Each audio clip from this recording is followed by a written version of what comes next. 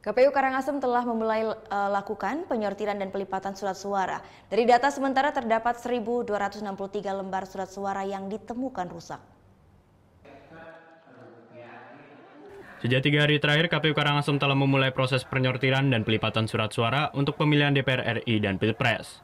Dari data sementara, KPU Karangasem menemukan 1.263 lembar surat suara yang dinyatakan rusak.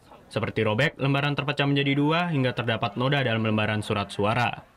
Dalam penyortiran dan pelipatan surat suara ini, KPU Karangasem mengerahkan 294 tenaga yang berasal dari warga sekitar yang dibagi menjadi 30 kelompok.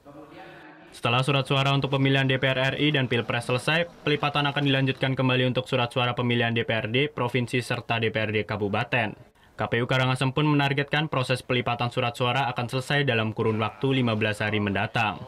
Sementara surat-suara rusak yang terkumpul dari 1.263 itu, sebagian itu adalah pecah surat suaranya, jadi terbagi 2. Kemudian ada noda-noda di kotak nama dan kotak surat partai tersebut, gambar partai tersebut. Proses penyortiran dan pelipatan surat suara ini ternyata disambut baik oleh warga yang menjadi tenaga hariannya. Untuk satu lembar surat suara yang telah dilipat dihargai bervariasi, mulai dari Rp50 hingga Rp125. Ini yang lipat ini kan 1 kali ya. Presiden. Ya presiden 1 kali, DPR RI itu kan 3 kali. 3 kali. Ya. Memang sebelumnya Bapak kerja di mana Pak? Di proyek. Proyek. Nah, Bapak kerja ke sini dengan alasan apa Pak?